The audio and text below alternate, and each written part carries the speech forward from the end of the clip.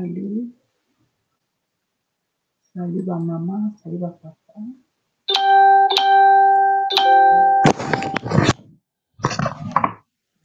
Vous avez carrément, je m'excuse. Direct et bandit. Ça bon la bino la sirène donc. La sous la caca pour soit sur le bébé, tout plongé dans mon espoir. L'histoire est que titre na biso sexualité eza koboma na bala, manque de sexualité na libala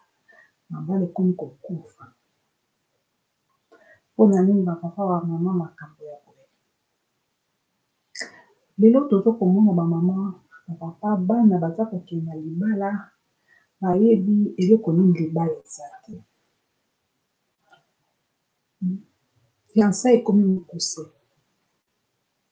mwana azokende na libala aza préparé te mpona mariage. Sexualité na libala ngana mpona baninga eza te na biso. Sexualité eza kaka sexe te, ezali esprit. Po sexe ezala na esprit avec koma makaka ya sexe ezala na esprit. Mais soki ozokomprendre conjoint na yo bien te,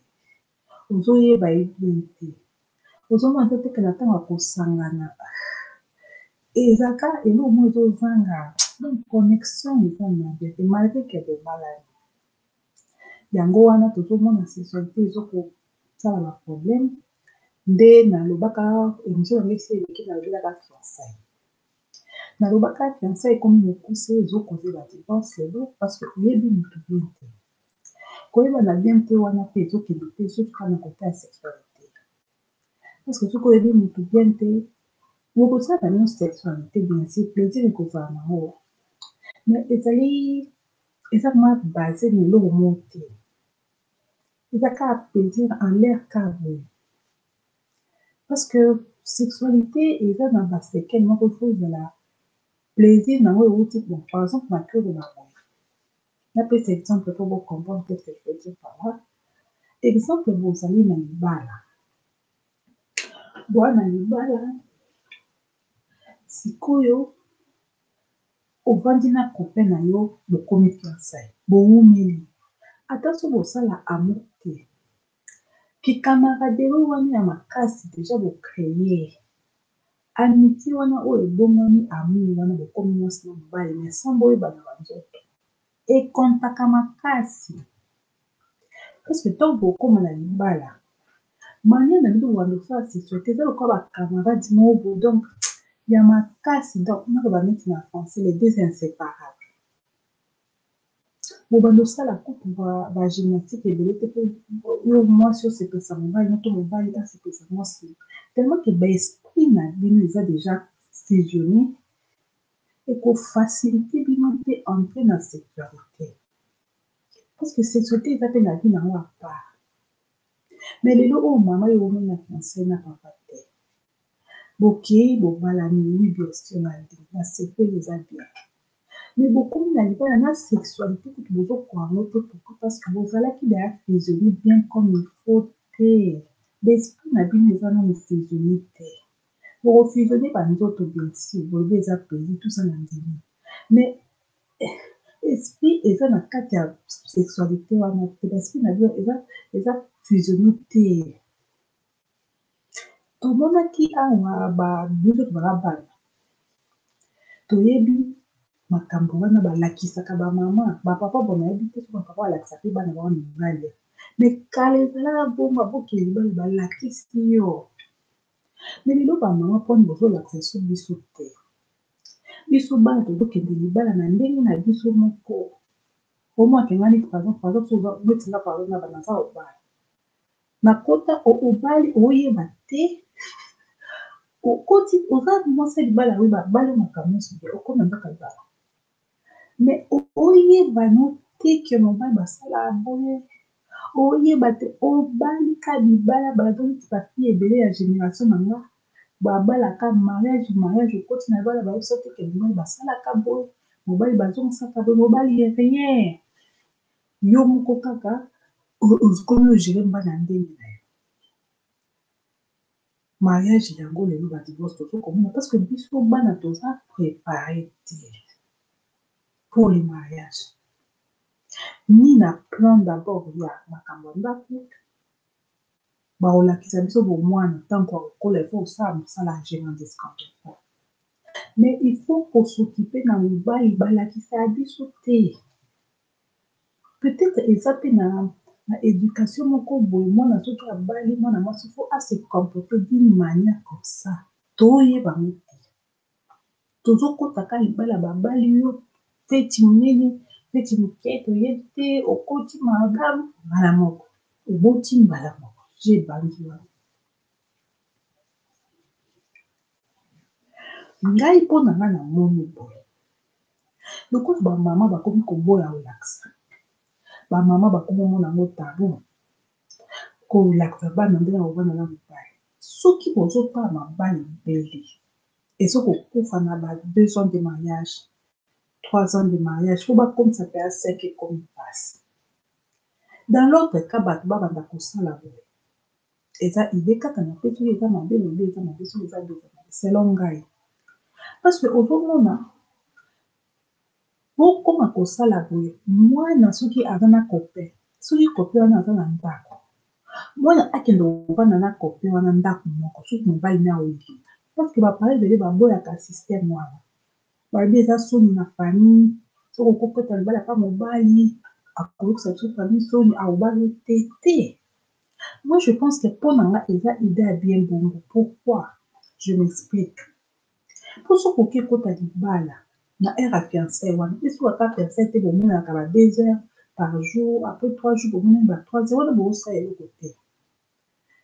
Fiancé ezalaka ça veut dire mobali asali fiancé ça veut dire aomi préparer déjà po abala mwasi. Préparation wana mwasi faut accompagner ça veut dire quoi?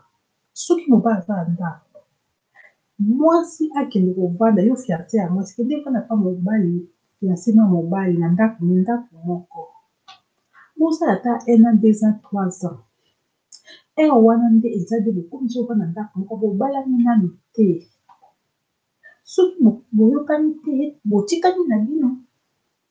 olike situation wana bokende kobala nde bokomi kovanda ndako moko soki boyokani te bodivorce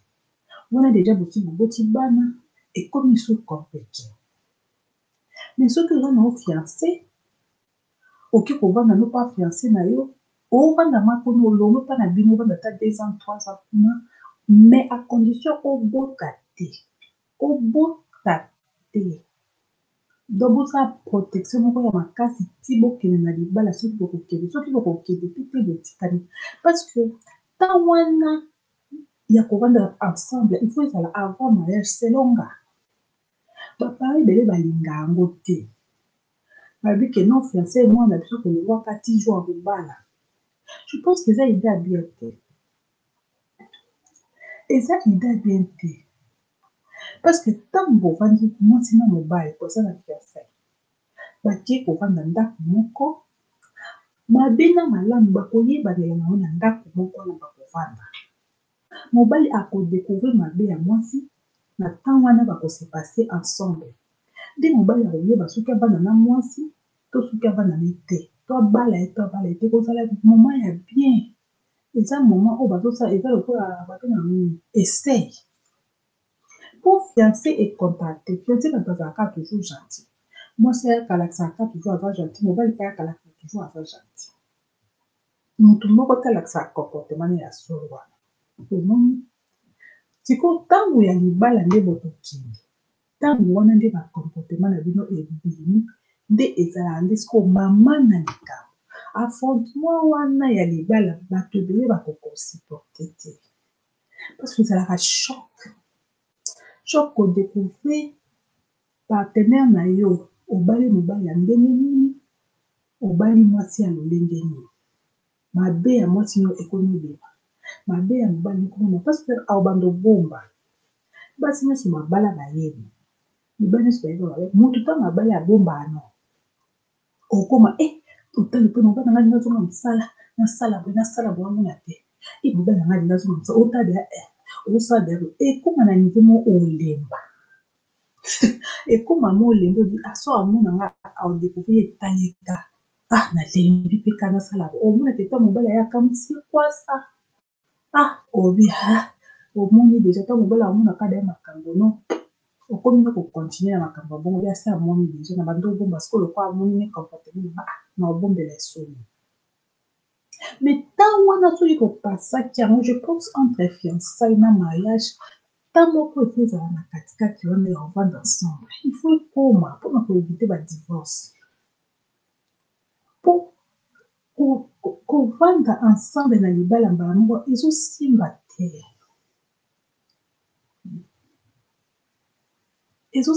par exemple nani ndeko na biso moko komoni Nadine abeti lisolo alobi la sirene ngai nabali deja 5 ans de mariage yango mais avant nabala navandaki nao na ndako mona mobali na nga wana nazopesa bino conseil mpo Nadine nde abeteli biso alobi la sirene avant nga mobali na nga bala nga ka mobali na nde abali na mbali na komoni ye liki Nadine alobi liki avant mbala nga navandeli na opa na ye bato bakritikaki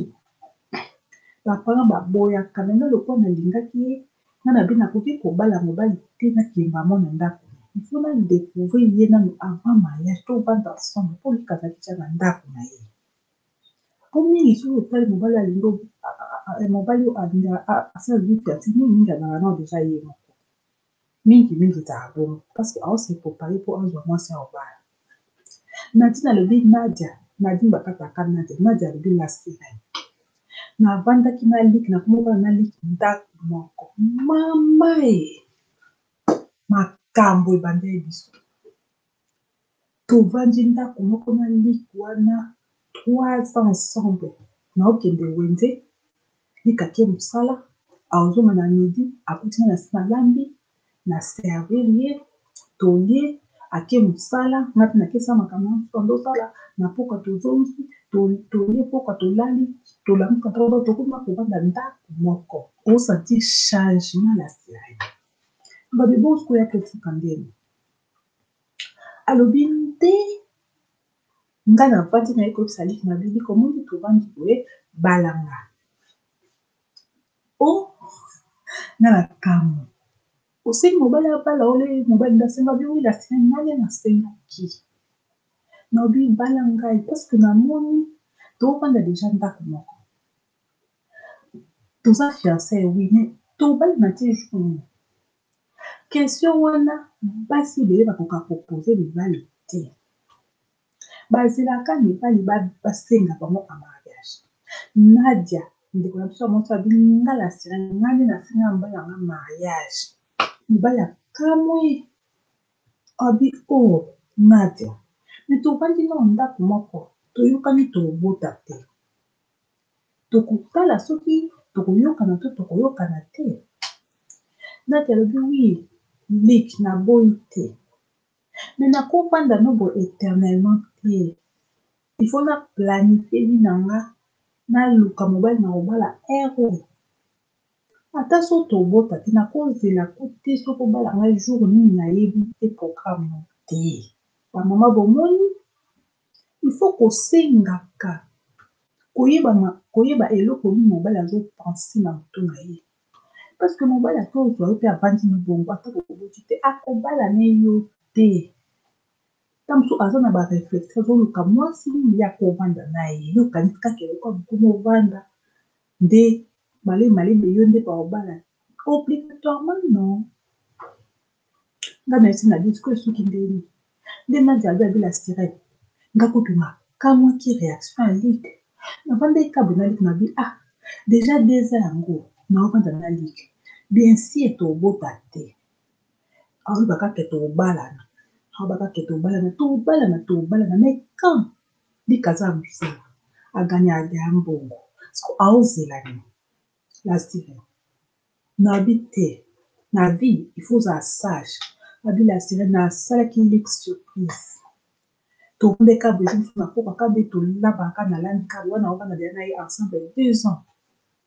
nalobi mpa baparent na nga bafinganga balobani na bino makivanda mpinanga me nakobota nano te naozela mariage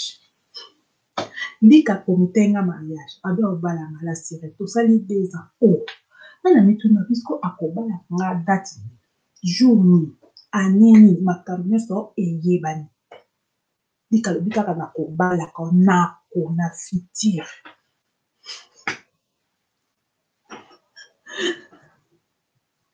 okitinde makambo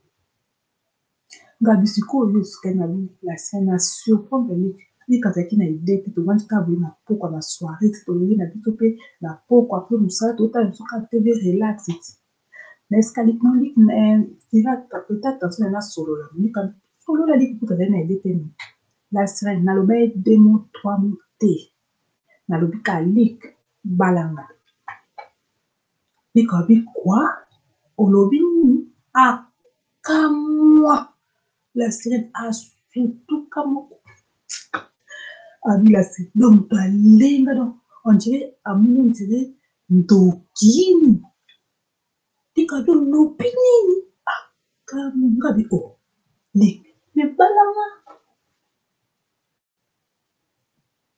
natiki kaka bongo nalobi so eloko te lika obi nabala yo oaliboma depuis quand moi c'est asenga mwasi libala pardon babili kabi depuis quand mwasi asenga mobali libala ngai nde na osengo libala ke nalinga bala oyo je vais demander ta main mais yo kodemande main nanga te nadi na bi na mwasi me na demande main na yo opesa to opesa te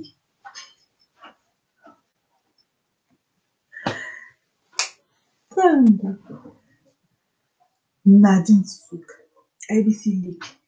okobalanga to okobalanga te ngai deya nalobi position nanga naza kozela réponse non réponds moi tovandi nde okama nde ndeko oyebinga te soba kobalanga te likabi wi nabana kobalomeya briske vendeni nadi nabi te nabi ya briske te nabi répondre obalanga aussi quand répondre nga sikoyo mama eliki miso eye rouge amoni naza seriko likabi occupa de problème na répondre yo dans 1 an après 1 an tovanda nano 1 an kozwa réponse abi na sere na koma date wana naozela siko 1 an donc toba neti par exemple so neti par exemple ezalaki toba neti par exemple janvier 1999 par exemple donc janvier akomi janvier aozela siko 2000 par exemple po ezala kala azela siko 2000 barépondre ye donc 1 an po abelasire mpona bosana te mpo makambo ya boye nakozala distrait nakomi donc a partir ya wana nalobi ke na ndako oyo nazovanda naliki naza kaka na 1 an po alobi arépondre na 1 an donc naza deja na 1 an donc na motu na nga deja na change mbala moko na mipesi so mobima na ye te na sentir ke naza na transit na kokende to na kotikala abi basi fo bozala bongo basi boni bavanda na mibali ba 5 ans ba 10 ans ba 20 ans babala bango te bakenda kobala basi tokondana mibali non eza erreur na biso basi place wana nde tozala mayele te parce que mobali apromettre yo abe obalo mais promesse mpe ekochange te akochange aza moto akotala ntango mosusu alobaki ya obalo mais avandi nango aétudie yo amoni ke akobala te mpona reste de sa vie au fond aza mpe na droit na ye ochange olike abala yo amoni so mpasi to esimba te aloki na ye mosusu omoni choc il faut kozala lokwa nadia misuga nga bisiko nadia soki ndeni nadia bila sere yoka lisolo ene ekokaka te ene ekoki janvier 2000 wana ekoki nayebisi lik oyebi soki faut répondre nga na janvier eloko moko lika bosana koto yokani baya babosana ekabi na répondre likami koto azalaki so na edekaki me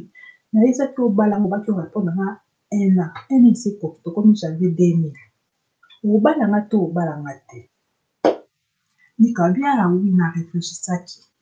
nakobala yo te. Yoka nouveau ba mama, eza histoire vraie. Lika répondre ndeko ya biso Nadia Bi nakobala yo te. Nadia Bi la sere navandaka na liki namonaka liki na mwati te dans 3 ans. Nazalaka na ye andolakisa na bolingo lika répondre Bi nakobala yo te. A répondre nga nasali eloko na bi te. Pour bomona ke mariage ezi lo mosusu, mariage c'est pour la vie. Bamami ebele bazopesa vie bazela bafiancé ba 10 ans 20 ans babala mpe bango te. Wana mobali akokanisa bi makambo azolukani mwasi mosusu na motu na ye aoreflechir ozoyeba tovandi kaka ozosela ye nga bisko to barepo babali to soki na we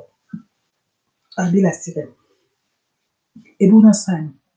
nazalaki déjà préparé depuis un an na ndosi ya réponse. Nazalaki déjà préparé moralement na biso ki ezala oui pas de problème to mpe ezala non pas de problème décision eza ya ye décision nyonso akopesanga na kondima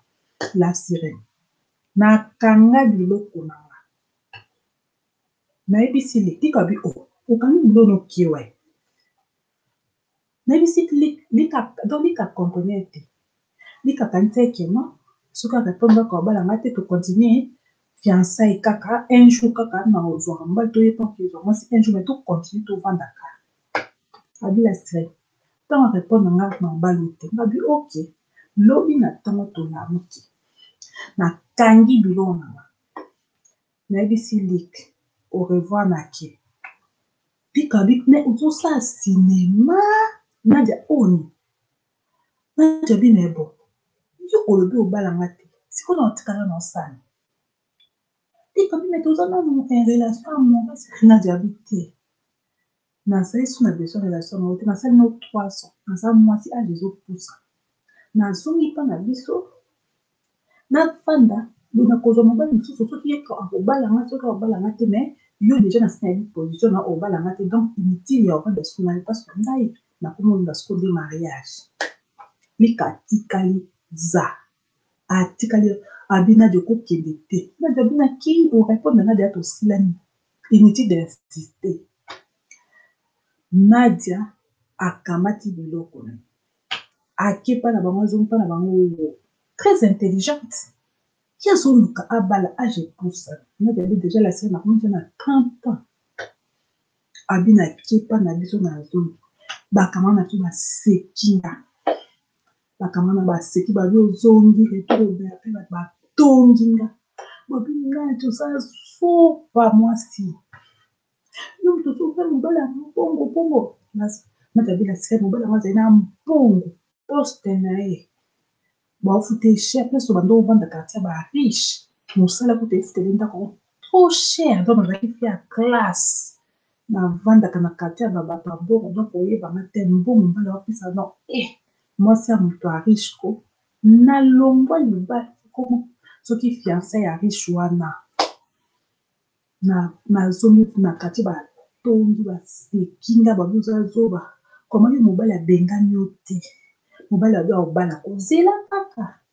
mbongo nyonso tona yo tikuna moto mosu aya kozwa mobali ande nini kozwa susu aso aza na mbongo te luka bino bafiki oza bazoba Nadia Bi la sere nazonga mpa na biso nga bino aza baparent ndeka nazwaka yo mobali mpe mosu aya olinganga kaka bonge naza libre mpo yo déjà okobalanga te siko tokenda relation tuyo naza tia na 30 ans obalanga te siko obala nani donc so kasi mwasi no obala pwemba abi la sere nayoka susi te nakabwana na engagement la sere navanda nayebisi mama ya biso na bino ngai naza na shoki au moins na metanaki ja mobali nanga liki lokwa obalanga te namona voyage kaka nakende na mboka mosusu nakende ata pa noko na biso na me mpona 1 an to 2 ans nazwa ata mwa mopepe kuna mpo lokwa naza akaka lika oya soki olukanga tozonga na copinage nalingi so bacopinage te komi nalongwa kaka Bi la sere baparent na bafutelanga avion nakende na mboka mosusu nakende nanga kovanda pa oncle na biso elekaki bajour te lika ye olukanga mpa na biso chance na mikimele na adeya lika ye